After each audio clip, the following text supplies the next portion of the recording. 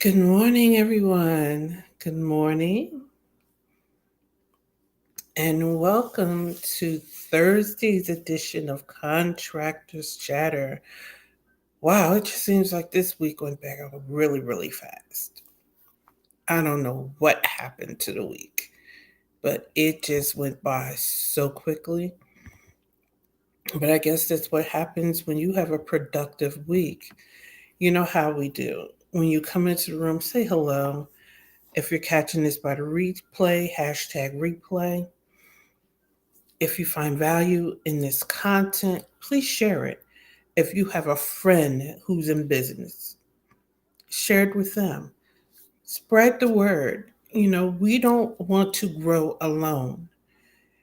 We don't want to be the only one in our network with information. And that is what this is about. It's about growing ourselves, growing our network.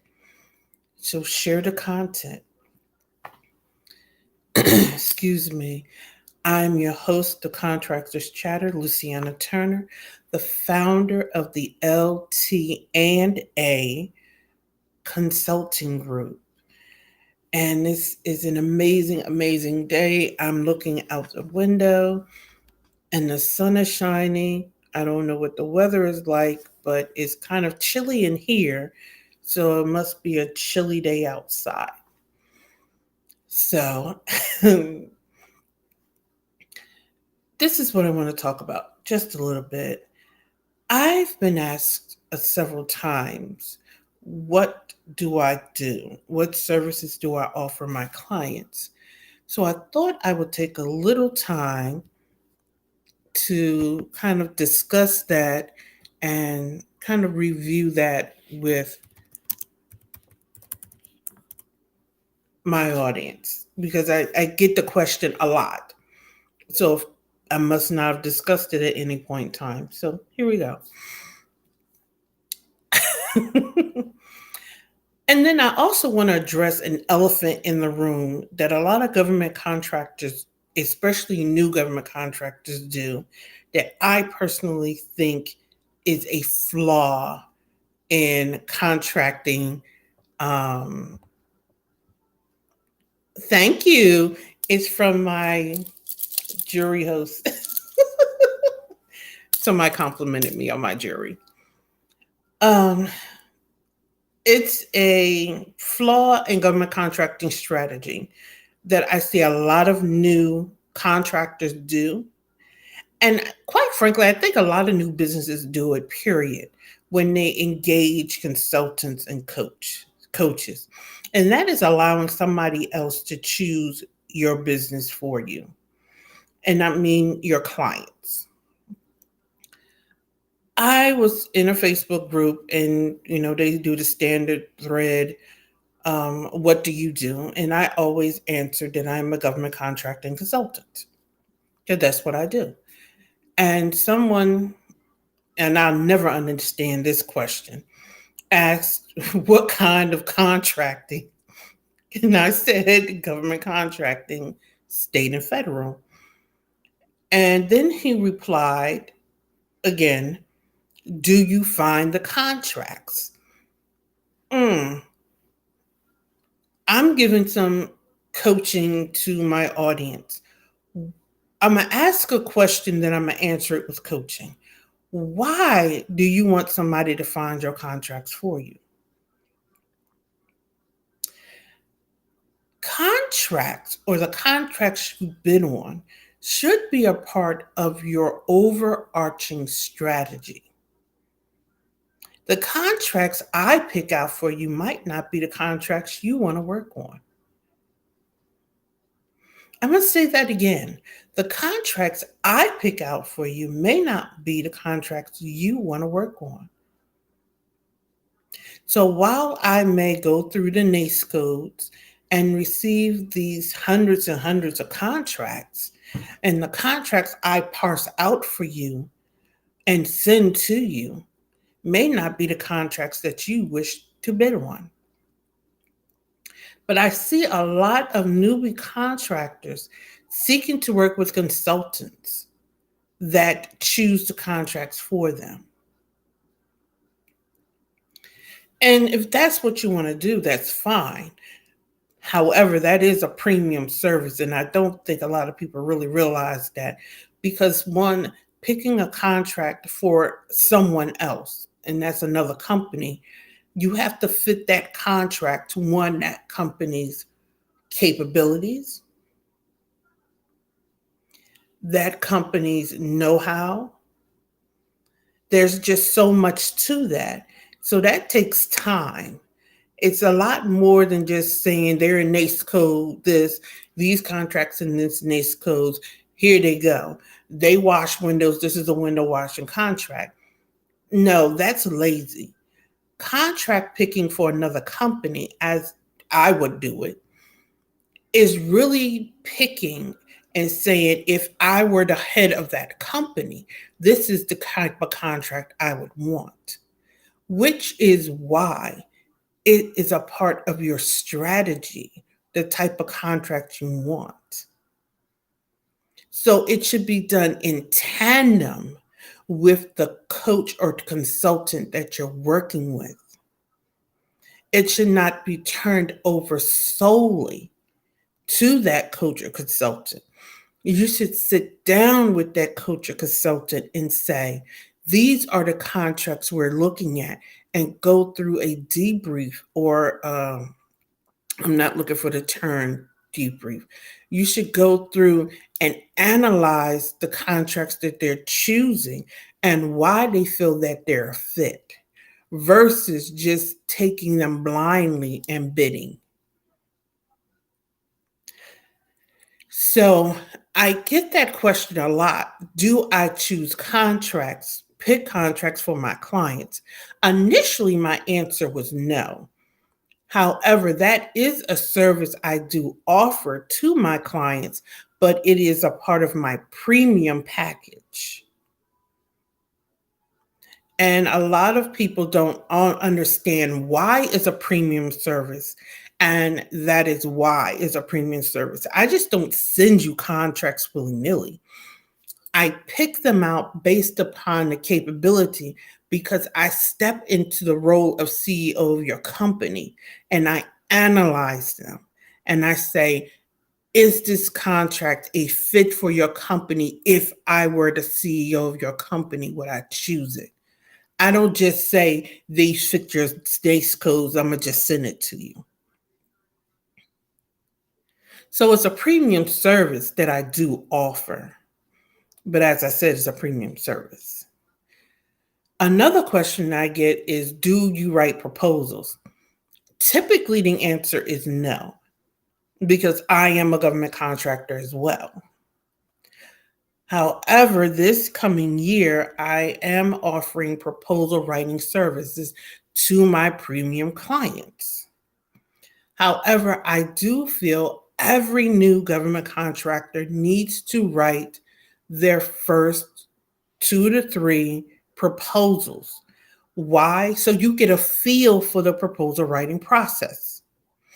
You get to understand what it is to actually read the RFP, break it apart, as I like to call decode it, understand what it's like.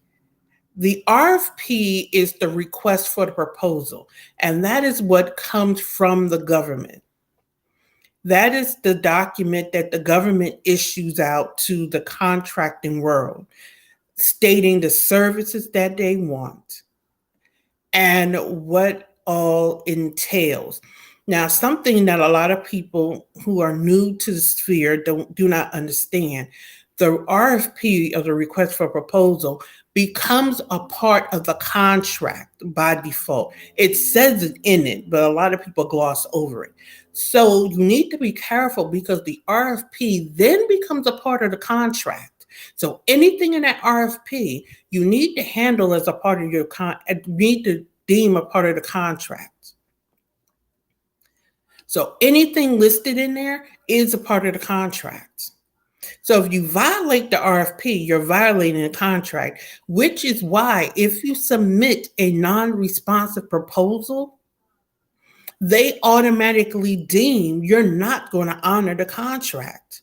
because you're already not honoring it because the RFPs are part of the contract.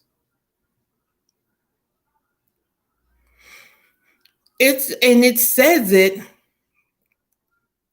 if not on the first page, it says it, and it says it in matter of fact, most RFPs it says it multiple times. Which is why I tell every new contractor you should write your initial RFPs. It also states in the RFP that you are responsible for the proposal writing process, period, and the discussion.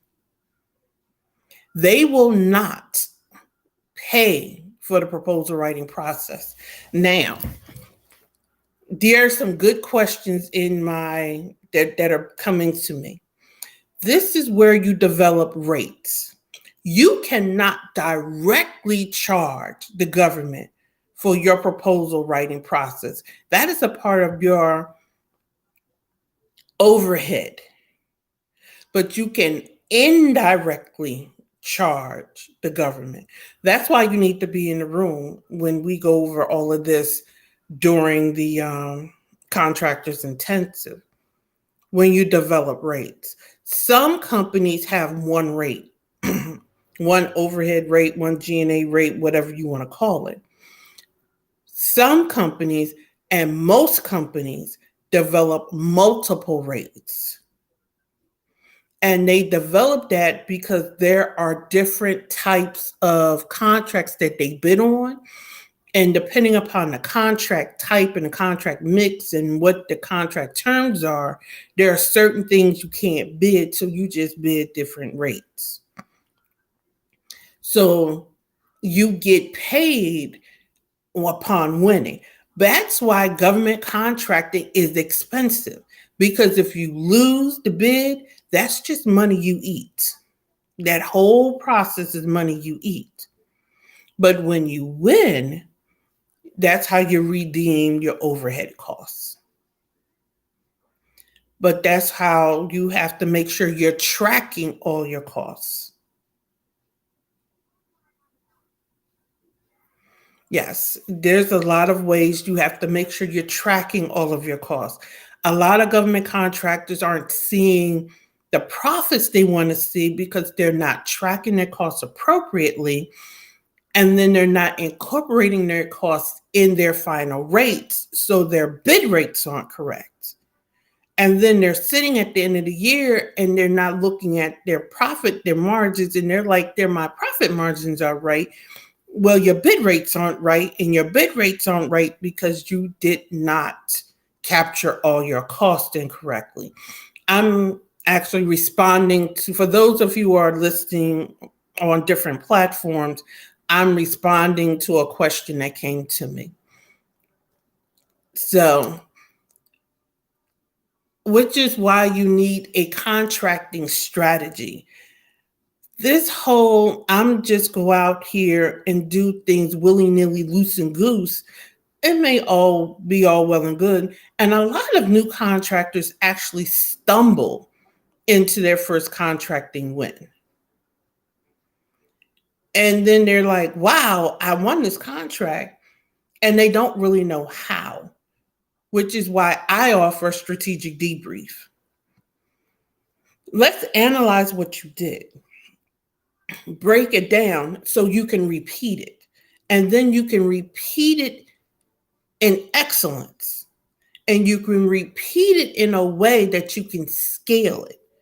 But accidentally stumbling into a contract win is not a way you build a business. It's a way you go bankrupt. That is why people don't understand numbers in government contracting. You can have a company grow all the way to 8A and fail after they graduate from 8A, and that's after you have several contract wins. Because a lot of people are like, well, how do you get into the 8A program? And in order to qualify for that, you have to have $200,000 in revenue and more than one government client and still fail because they're stumbling and accidentally winning. But they don't have a repeatable model.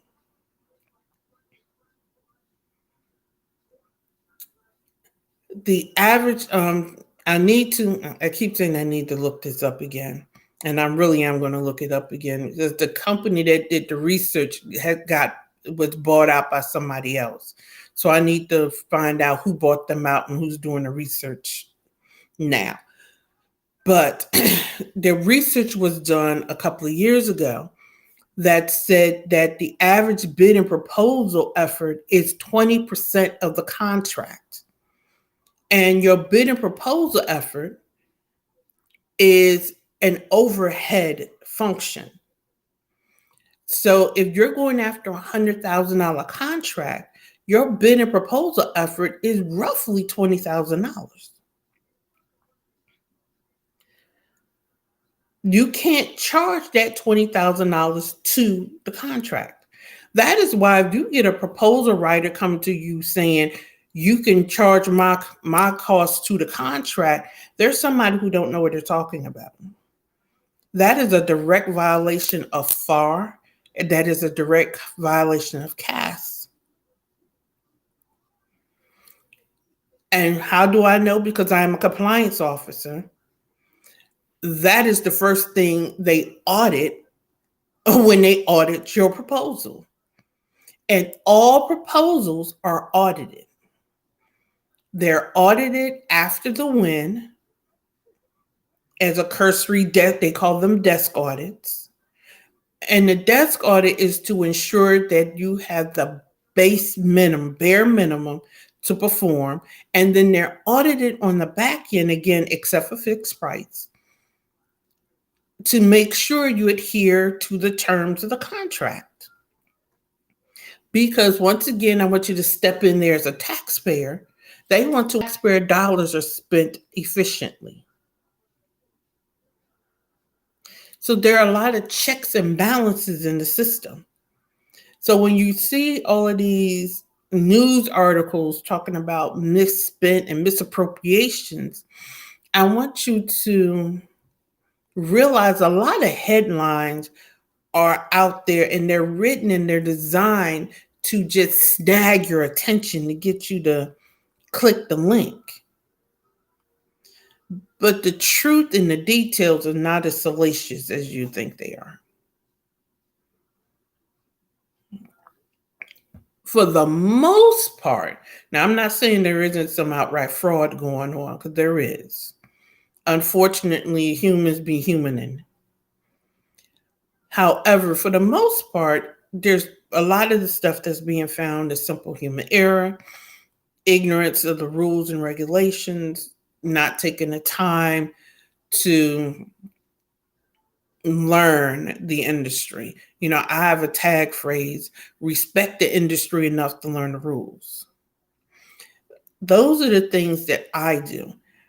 I teach my clients the rules of engagement in the beginning, because to correct them on the back end is very expensive, it's very time consuming. And if their errors are found during an audit, the government doesn't just ask for their money back. The government asks for their money plus penalties and interest. And government math is worse than Common Core. I'd be sitting there with a calculator trying to figure it out, and they can't figure it out themselves, and they calculated it, but it don't make sense. I actually walked through a class. I did a class one time calculating penalties and interest. And when I got finished, the class had a headache. We all had a headache because it's that deep. It's that serious. $100 became $1,000 when they got finished with penalties and interest, because the way the government calculates penalties and interest, the interest goes back to the date of occurrence. So if they found it today, 2023, but the transaction occurred in 2017, the interest is calculated from 2017 to 2023. That's how they calculate interest. So it's the amount of the transaction plus the penalties plus all that interest. And then we're not even going to get into they're doing these extrapolations. So it's easier to just set the foundation right in the first place. And for those who are just joining, I'm answering a question that was asked to me in the chat, but I'm talking about just setting the foundation, getting your rates correct so that when you bid on the project, that your profits are profitable for your company. You're meeting the goals for yourself and your client. And the overarching question was, do I provide the service? Because it was asked of me, do I provide the service of finding contracts for the client? And my question was back was, why would you want me to just find the contracts? That is a part of the overarching strategy that I offer as a premium service. And this is why. And then I was breaking down how I do that. I step in as the CEO in my mind and say, would I choose this type of contract if I was the CEO of that company?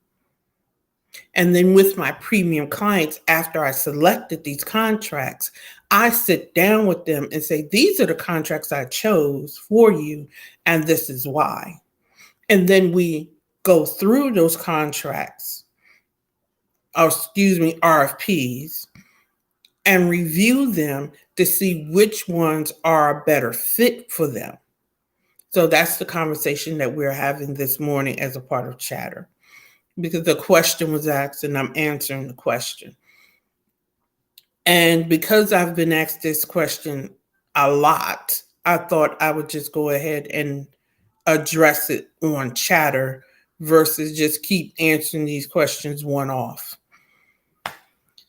So, yes, it's developing rates is something that is key. One of the things we talk about, we're going to discuss in the room at, excuse me, we're going to discuss in the room at the intensive is proper rate development. We're going to talk about billing. We're going to talk about, we're actually going to touch on disclosure statements. And disclosure statements, one of the things that we're seeing a lot more in the desk audits are they're asking for policies and procedures a lot more from new government contractors. They want to see written policies and procedures. So we're going to touch on that.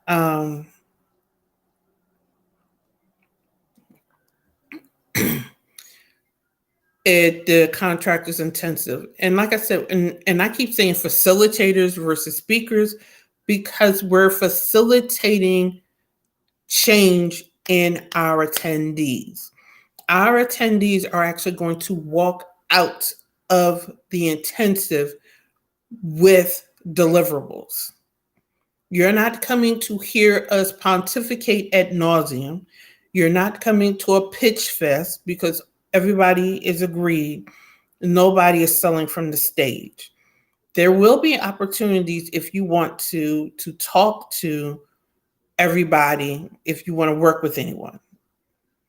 However, this is not a pitch fest where you're going to hear everybody pitching their services. There's going to be Q&A sessions. You get to submit your questions.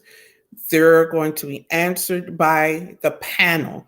And the panel is going to consist of the facilitators, outside guests. We're going to have people from DCAA there. We're going to have people from the banking industry there because we're talking about business financing, how to finance your contracts. I've noticed from talking to clients, potential clients, a lot of people want to get in here and get these multi-million-dollar contracts, and you have no clue how in the world you're going to finance them.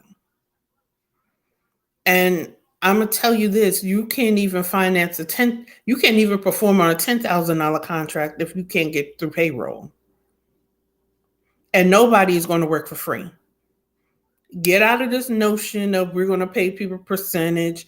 People are going to just stay around because they think you're great. Now, some people will. Don't get me wrong; you can do that, but you work for 30 days, then you invoice, and it can take 15 to 30 days after submitting a compliant invoice, which is why I have somebody coming in to talk about billing, because a lot of small businesses submit non-compliant bills and the government has to reject them. And between the rejection and the correction and resubmission, that's where a lot of people see lags in being able to pay their bills and their employees. That's why you need to understand business credit and contract funding. That's why I have somebody coming in to talk about that at the contractor intensive. all of these moving parts. That's why I have somebody coming in to talk about leadership and executive leadership. I have somebody coming in who is a contracting officer to talk about what they're looking for and what it's like to deal with the companies from her perspective.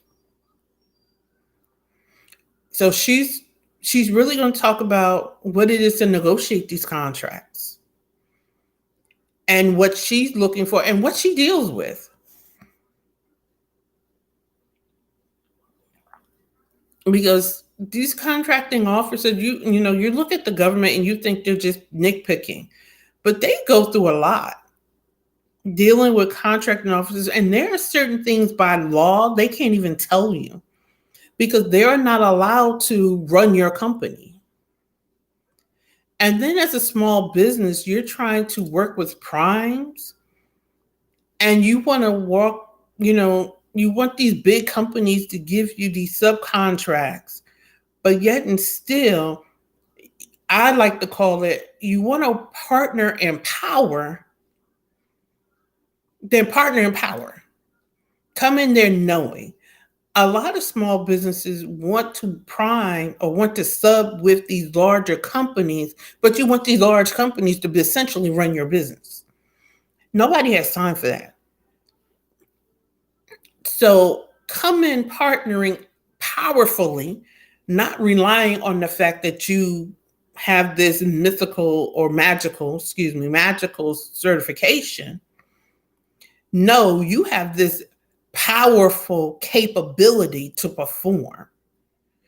And that is what we're talking about in the intensive. You are becoming a powerful contractor shop with the ability to perform at maximum capability. And oh, by the way, I just so happen to be certified. That's what we're talking about. So to wrap this up, because I want you to come back tomorrow morning at 7:30 a.m. Eastern Standard Time for our wrap up of the week of Contractors Chatter. And I do believe I'm going to make that one a broadcast for the podcast. I haven't decided yet. You know what? Tomorrow's broadcast is going to be a master class. So anyone who wants, and tomorrow's going to be a master class. So anyone who wants me to answer any questions, submit them to me. Send me a direct message. Send me an email. Send a smoke signal. I'm doing a masterclass tomorrow. I'm going to go live. I don't have my calendar. So 7:30 a.m. I'm doing Contractor Chatter, which is going to be an intro to a masterclass that I'm doing tomorrow evening at 7 p.m. Eastern Standard Time in my private Facebook group, the Contracting Hub. Submit questions to me. This will be a masterclass that I'm doing. So submit the questions and I'll do my best. So with that, I'm going to wrap up and say this. Strategy is key to a successful contracting business. If you want to see a growing business, a scaling business, you have to take the time and invest. And I know it's scary. It can be scary. And when I first heard this phrase, it didn't make any sense because I don't play spades. Scared money don't make no money. But then as time went on and I heard somebody really break it down, it began to make sense. If you don't invest in your company can't grow. And if your company doesn't grow and it stays stagnant for a long time, anything that's stagnant begins to die. And all of us invest too much in our dreams and our companies to allow it to die. So don't allow your hesitancy in investing in a ticket to an intensive to be your excuse for your company to die. You've invested too much. General admission is $11.95. VIP is $14.95. Being in that room for 3 days is the difference between learning what you need to learn to land your next 2 to 3 contracts. You could meet your next partner in that room. This is what I'm talking about. Partnerships. Your next business partner is in that room. Your next coach is in that room. I shared how I lost $1 million contract because my leadership wasn't where it needed to be. I didn't lose it $1 million. I didn't lose it because I wasn't capable. I lost it because I didn't lead my team effectively. My leadership coach now is the one who's teaching you leadership. And she's tough. And she whips me in shape all the time. And she's actually somebody that I call friend. I call her my friend now. And she still slaps me upside the head from time to time when I slip. Matter of fact, I need to sign up for another round because my leadership now needs to elevate to another level. Because every level, you have to take your leadership higher in order to get to that next level. Because as my mentor says, and I have more than one, as you notice, as I talk, I have more and more coach. $11.95. You know what, LaVon, you'll stop playing with me. Go to the link and sign up.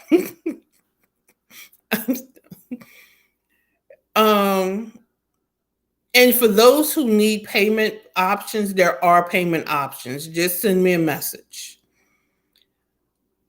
As my mentor says, you get where you're going head first. And if you make a $50 investment, yields a $50 result. And I had to learn that. I was initially afraid to make investments in my business, and it took me a long time to get where I was trying to go.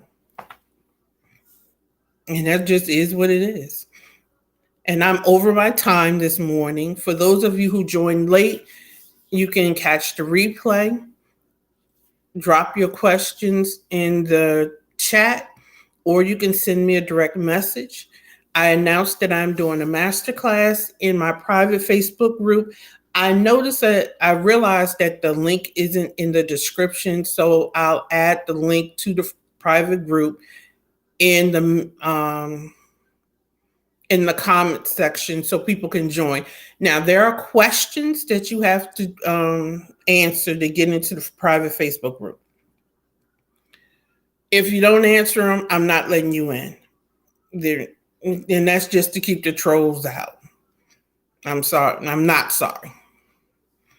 And with that, I will see you tomorrow morning at 7:30 a.m. for another edition of Contractors Conversation. I'm sorry, Contractors Chatter. This is Luciana Turner, your host. Have an amazing, amazing day.